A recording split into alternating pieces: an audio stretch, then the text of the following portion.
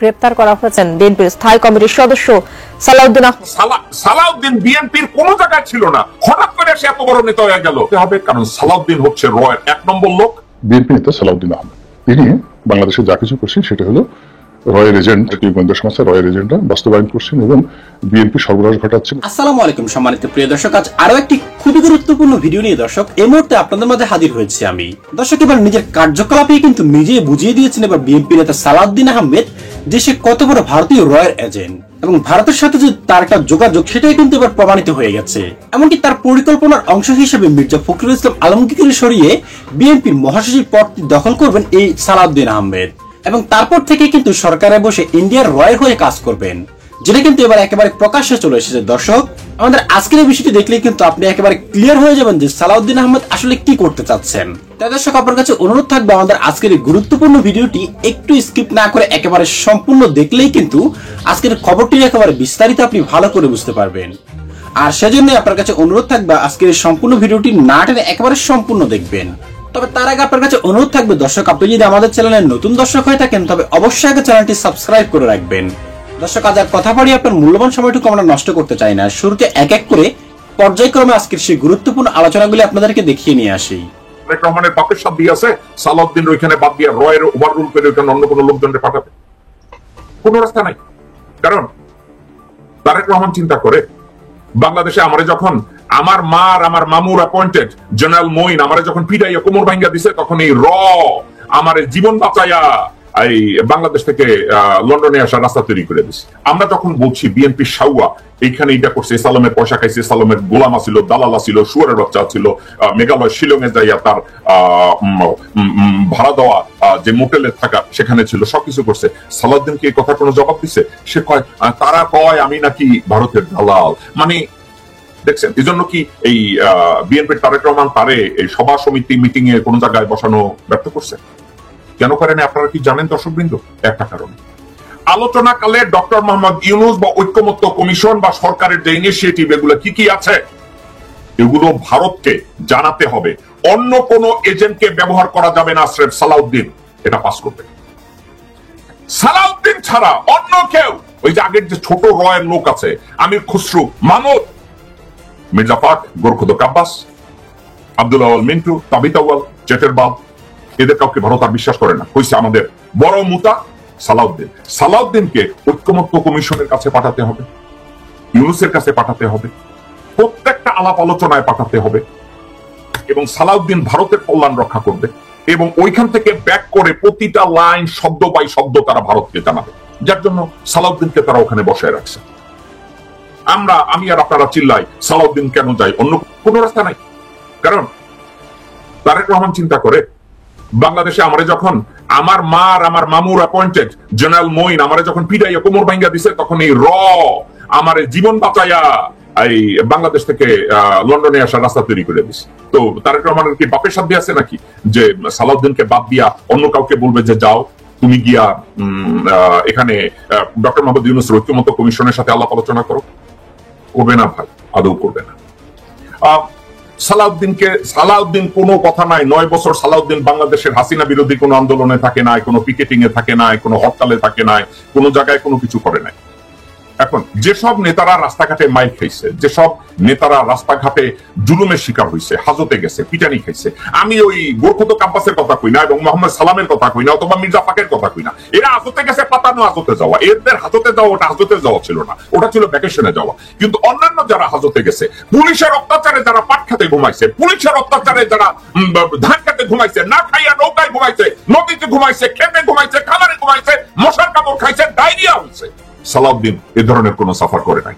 সালাউদ্দিন গত 9 বছর আগে দেশ থেকে পালায়া যায় বলছে আমাকে গুম করছে এবং তা মানে সালাউদ্দিন যখন যোগাযোগ প্রতিমন্ত্রী ছিল তখন ওই এস আলমকে সে রাস্তাঘাটের কন্ট্রাক্ট দিছে। তো এস আলমও তাকে মনে রাখছে। তো এস আলম যখন সাথে মিল্লা যখন এই গুমের নাটকটা করছে, এস আলম কইছে যে মেঘালয় শিলংয়ে যাও, ওখানে আমার যে বাড়িঘর আছে ওখানে যে তুমি থাকতে পারো, কোনো অসুবিধা নেই, পয়সাপাতি যা লাগে খরচ টরচ যা লাগে সেটা আমি দেবো। তো ওখানে গেছে। এখন সালাউদ্দিন আমি অনেক বাংলাদেশে আমি সহ আপনি সহ আমরা সবাই ওয়ান্ডারিং করতেছিলাম যে সালাউদ্দিন বিএনপির কোন জায়গায় ছিল না, হঠাৎ করে সে এত বড় নেতা হয়ে গেল। ইউনূসের লগে প্রত্যেকদিন তার দেখা করতে হইব, ঐক্যমত্য কমিশনের সাথে তার প্রত্যেকদিন কথা বলতে হবে, যে কোনো নীতি নির্ধারণী সবাই সালাউদ্দিনের থাকতে হবে।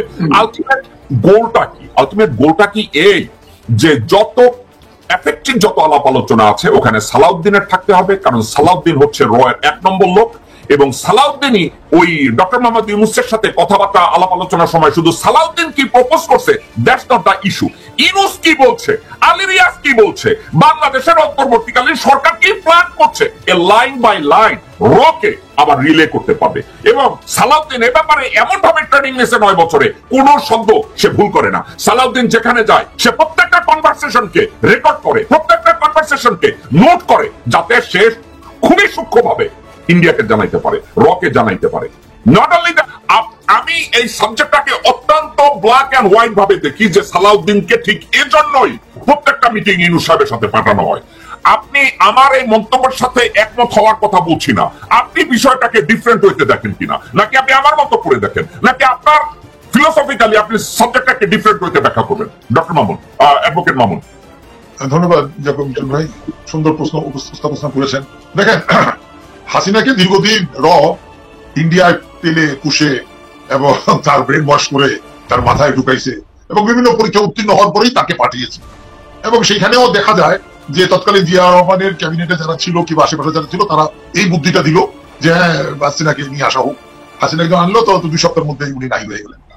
এখন তাকে সালাউদ্দিনকে দীর্ঘদিন যাবৎ 9 বছরে যে ট্রেনিং দিছে, যে মগজ ধুলাই করছে না, শুধু ট্রেনিং এ দেয় নাই, তাকে সব দিক আসতে বিষয় দিয়ে আছে। এখন তারা এখন মনে করতেছে যে বাংলাদেশে হাসিনার পরে সালাউদ্দিন হলো একমাত্র তাদের ট্রাস্টেড এবং ট্রেন এজেন্ট, এবং সেখানে কোলাবরেট করবে এই যে ওয়াকার গমরা। তো যার কারণে আজকে যদি আমরা মূল জায়গায় যাই, এই পুরা আন্দোলনটা যে 17 বছর আন্দোলনটা হয়েছে, সেখানে বিএনপি যেটা আপনি বললেন যে শত শত লক্ষ লক্ষ নেতা কর্মীরা নির্যাতনের শিকার হয়েছে। কাজে আমরা তো এটাও দেখেছি, ক্ষমতায় যাওয়ার আগে যে ভারত বিরোধী যে একটা স্পিরিট জনগণের মাঝে ছিল সেটা বিএনপি ওন করতো, কিন্তু ক্ষমতায় যাওয়ার পরে কিন্তু সেটা করে নাই। এই যার কারণে মানুষের আজকের পরে 3 বার বিএনপি ক্ষমতা থাকার পরে এখন আর ওই বিএনপির প্রতি আস্থা নাই। কর্মীরাও মনে করতেছে নির্বাচন গেলে এই মাফিয়ারাই তো মন্ত্রী এমপি হবে, আমরা তো কিছুই করতে পারবো না, 17 বছরের নির্যাতনের শিকার হয়েছি, নেতারা তো জেলে যায় ভ্যাকেশনে গেছে আসছে, তো আমরা কিছু চাঁদাবাজি করি। আর এটা ওয়াকার এগুলো উৎসাহিত করছে। কেন উৎসাহিত করতেছে? তাদেরকে কোনো বড় বিএনপি যাতে আগামী দিনে আসে। আমাদের বক্তব্য হলো যে আমরা গত 54 বছরে আওয়ামী লীগের বিকল্প বিএনপিকে আশা করি নাই, বিএনপির বিকল্প জামাত কিংবা জাতীয় পার্টি আশা করি নাই। একটা বিরাজনীতিকরণের প্রক্রিয়া হচ্ছে, দলের মধ্যে গণতন্ত্র নাই, এক ওয়ান ম্যান শো। এই কারণে আজকে তারা মনে করছে যে যেসব গোরখতক বললেন, যেসব আপনি বিএনপি অন্য হাইব্রিড নেতাদের বলেন, তাদের কোনো পাওয়ার ঝড় নাই।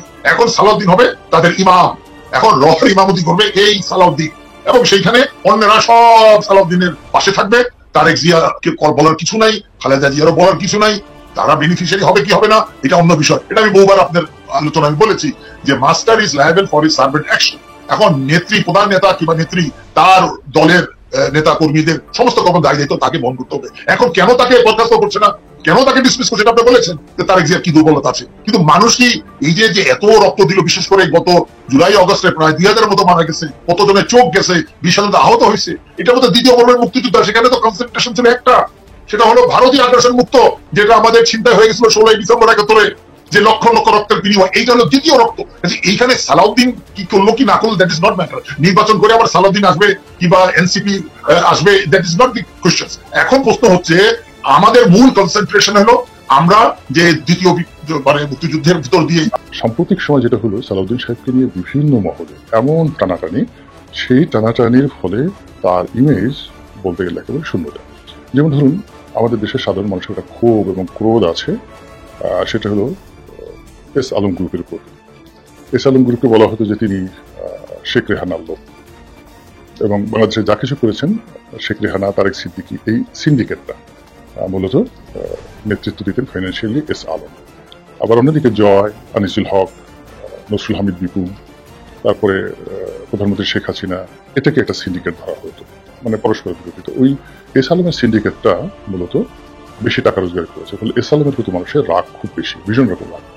তো সেই এস আলমের সঙ্গে সালাউদ্দিন সাহেবকে ট্যাগ করে দেওয়া হয়েছে। আমি সত্য মিথ্যা কিছু জানি না, যে কথাগুলো বলা হচ্ছে সেটা হলো যে বাড়িতে তিনি ঢাকাতে ছিলেন লুকিয়ে, তাকে যেখান থেকে গুম করা হয়েছিল সেই বাড়িটা নাকি এস আলমের ছিল। এক।